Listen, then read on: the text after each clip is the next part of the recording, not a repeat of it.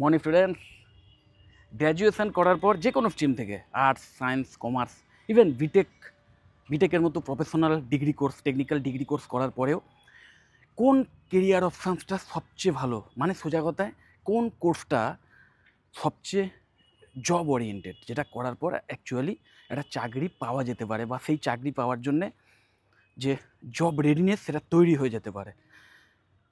এবং একটাই কোর্সের যদি নাম বলতে বলা হয় তাহলে আমি প্রথমেই রাখবো MBA। আরও অনেক অপশানস আছে, অবশ্যই আছে। MCA আছে, MSc ইন কম্পিউটার সায়েন্স আছে, MSc ইন মিডিয়া সায়েন্সের মতো কোর্সেস আছে, প্রত্যেকটাই ভীষণভাবে জব ওরিয়েন্টেড।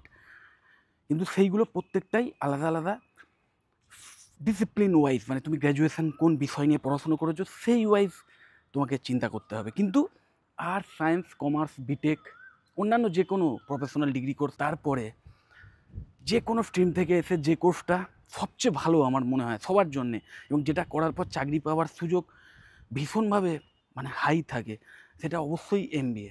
এবং সেই MBA এর মধ্যে আবার যে সমস্ত স্পেশালাইজেশনসগুলো আছে,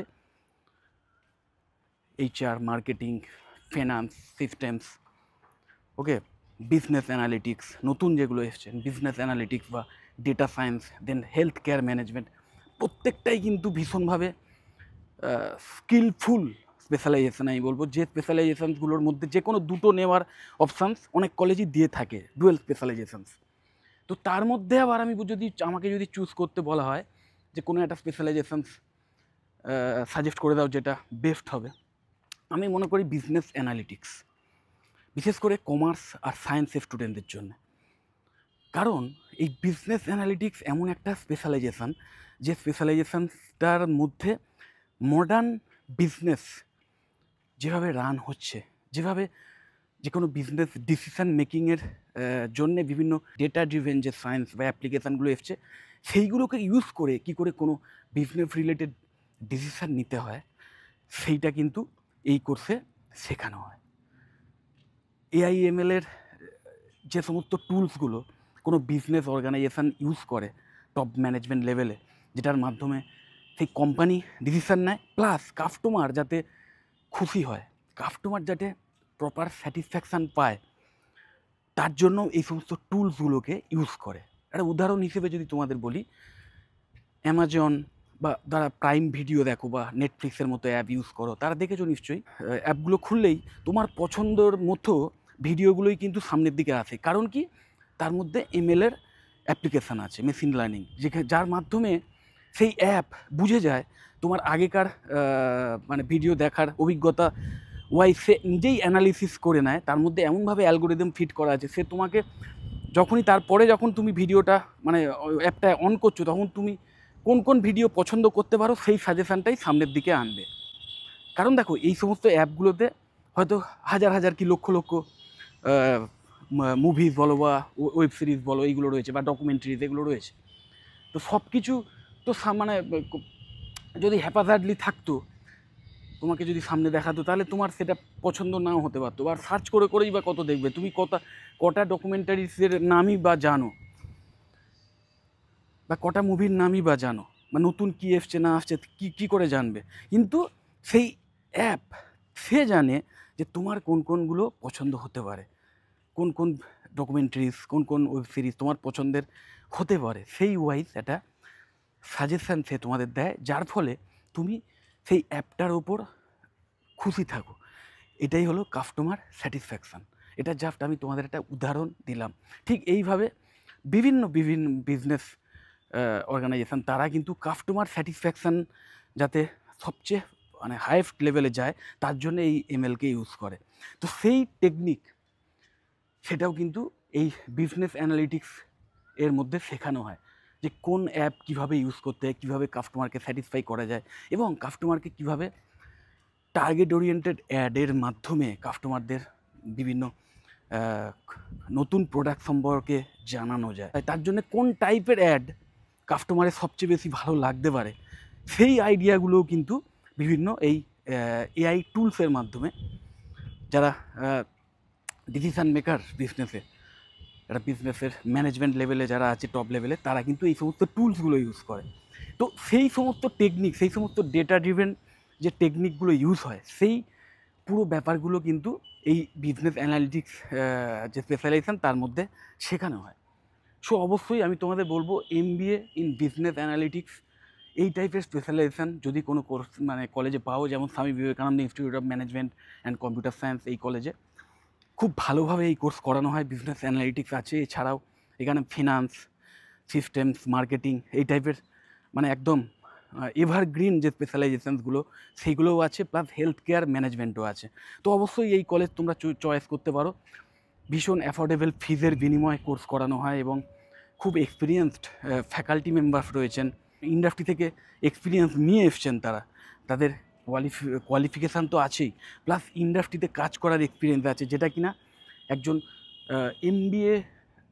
এমবিএর যিনি ফ্যাকাল্টি তার থাকা উচিত।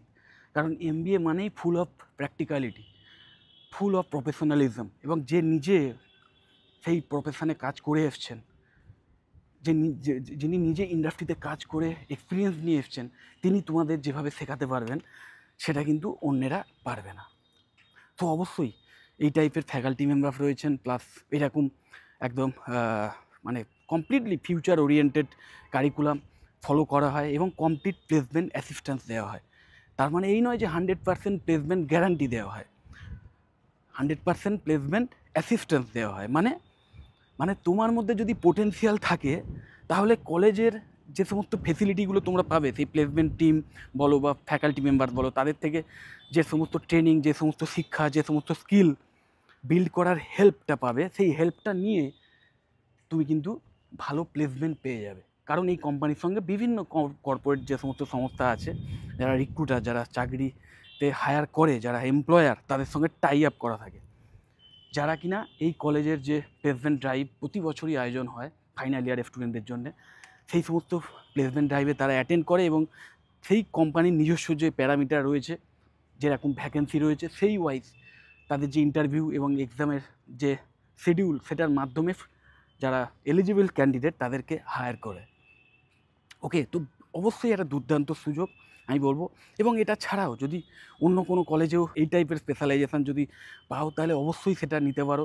একদম ব্রিলিয়ান্ট স্টুডেন্টদের জন্য আমি এই ভিডিওটা করছি না, আমি মিডিওকর স্টুডেন্টদের জন্য করছি, যারা গ্র্যাজুয়েশান অবধি খুবই মানে ক্যাজুয়ালি পড়াশুনো করেছে, খুব একটা সিরিয়াস ছিল না ফিউচারের প্রতি। অনেকেই থাকে না যে ওই ভাবে যে ক্লাস 10 অবধি তো ভালো করে পড়িনি, তাও 11-এ চান্স পেয়ে গেলাম, 11-এ পড়ছি, এবার 11-12টাও তো খুব ভালো করে পড়লাম না, তাও 12 পাস করে গেলাম এবং আলটিমেটলি গ্র্যাজুয়েশান করারও সুযোগ পেয়ে গেছি। তো গ্র্যাজুয়েশানটা ওই ক্যাজুয়ালি করে নিই, বন্ধুবান্ধবের সঙ্গে গল্পগুজব করে, একটু পড়াশুনো করে, যাতে পাস করতে পারি অ্যাটলিস্ট, এইভাবে করে নিই, তো আলটিমেটলি গ্র্যাজুয়েশান করার পর একটা চাকরি পেয়ে যাব। এই ধারণা নিয়ে যারা থাকে তারা আলটিমেটলি যখন গ্র্যাজুয়েশানটা কমপ্লিট হয়, তারা বাস্তবের যে কঠিন পরিস্থিতি সেইটার সম্মুখীন হয়, যারা এরকম ক্যাজুয়ালি থাকে গ্র্যাজুয়েশান অবধি, এবং আলটিমেটলি তারা বুঝতে পারে খুব অর্ডিনারি চাকরি পাওয়াটাও যথেষ্ট টাফ, যথেষ্ট চ্যালেঞ্জিং, এবং অর্ডিনারি চাকরি পেলে বা যে চাকরিতে স্যালারি কম অথচ অনেক এক্সট্রা পরিশ্রম করতে হচ্ছে, খুব একটা কেরিয়ারের গ্রোথ বলে কিছু নেই, এরম জায়গায় কাজ করাটাও খুব ভীষণভাবে প্রবলেমেটিক হয়ে দাঁড়ায়।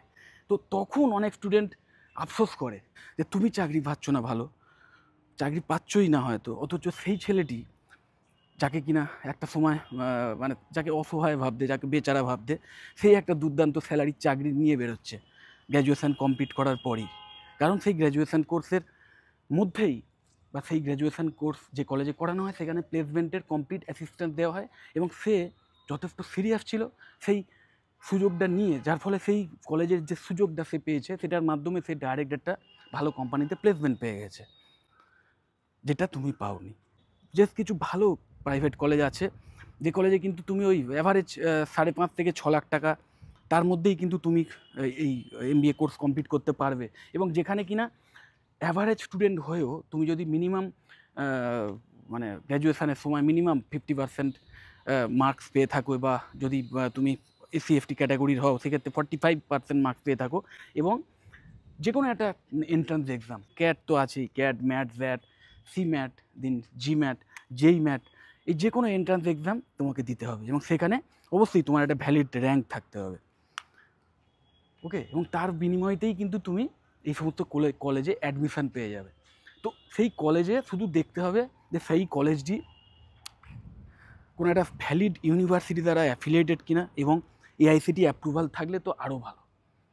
ওকে, তো এই প্যারামিটারগুলো দেখে নিয়ে তুমি যদি এই কোর্স ঠিকমতো করো, এমবিএ ইন বিজনেস অ্যানালিটিক্স অথবা এমবিএ ইন ডেটা সায়েন্সের মতো যদি কোনো স্পেশালাইজেশনস পাও, ওকে, তাহলে অবশ্যই আমি বলবো তোমরা চোখ বুঝে এই কোর্স চয়েস করো। এবং মনে রাখবে এখানেও কিন্তু ওই একই ফর্মুলা ইউজ হয়, যে তুমি যদি ওই গ্র্যাজুয়েশান যেমন শুধু পাস করার জন্য করেছিলে, যে হাতে গ্র্যাজুয়েশানের ডিগ্রিটা যাতে হাতে পাই তার জন্য করেছিলে, এই মেন্টালিটি নিয়ে যদি করো, তাহলে এই এমবিএ করার পরেও তুমি মানে কোনো ভালো চাকরি পাবে না। তোমার কলেজ থেকে যতই প্লেসমেন্ট ড্রাইভের আয়োজন করা হোক, তুমি চাকরি পাবে না, কারণ তুমি তো কিছু শেখোনি। তুমি এমন কিছু শেখোনি যেটার মাধ্যমে তুমি কোনো প্রোডাক্টিভ কিছু করতে পারো। তো আলটিমেটলি এমবিএ হচ্ছে একদম একটা, যে কোনো মানুষের মধ্যে যে সমস্ত কোয়ালিটিসগুলো আছে সেইগুলোর মাধ্যমে যাতে সে কোনো প্রোডাক্টিভ কিছু করতে পারে, কোনো এমন স্কিল বিল্ড করতে পারো যে স্কিলগুলোর ভীষণভাবে জব মার্কেটে ডিম্যান্ড রয়েছে। একটা বিজনেস রান করানোর জন্য যে স্কিলগুলোর ভীষণ ডিম্যান্ড রয়েছে, সেই স্কিলগুলো যাতে বিল্ড করতে পারো, তার কোর্স এমবিএ। তো কমপ্লিটলি ওই 2 বছর যদি তুমি সিরিয়াস হয়ে পড়াশুনো করো ওই স্কিল বিল্ডিংয়ের পেছনে, সেটা যদি কোনো টেকনিক্যাল স্কিল হয় সেটা, তোমার ম্যানেজমেন্টের যে সমস্ত স্কিলগুলো শেখানো হবে সেটা, প্লাস সফট স্কিল, যেটা ভীষণ ইম্পর্ট্যান্ট একটা ম্যানেজমেন্টের স্টুডেন্টদের জন্যে। এখন ম্যানেজমেন্টের মানে বিষয়েই শুধু নয়, টেকনিক্যাল বিষয়েতেও যারা চাকরি চায় ভবিষ্যতে, তাদের জন্য কিন্তু সফট স্কিলটা ভীষণ ইম্পর্ট্যান্ট।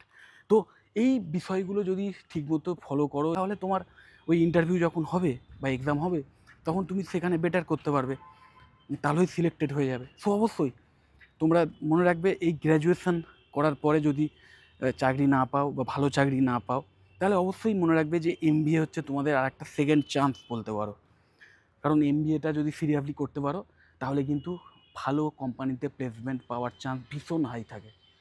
ওকে, সো যদি এই এমবিএর কোনো স্পেশালাইজেশনসের বিষয়ে আমার থেকে পার্সোনালি কিছু জানতে চাও, বা কোনো কলেজ নিয়ে যদি তোমার কোনো মানে জিজ্ঞাসা থাকে, এবং অবশ্যই সেই কলেজ সম্পর্কে যদি আমি জেনে থাকি, তাহলে অবশ্যই আমাকে কল করতে পারো। আমি তোমাদের আমার যে এক্সপিরিয়েন্স আছে সেটা তোমাদের শেয়ার করে দেবো।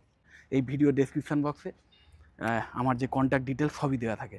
যদি মনে হয় ভিডিওটা হেল্পফুল, অবশ্যই লাইক করো। চ্যানেলটা যদি সাবস্ক্রাইব না করে থাকো, এক্ষুনি সাবস্ক্রাইব করো না, আর ভিডিওটা যতটা পারো শেয়ার করে দিও। টাটা।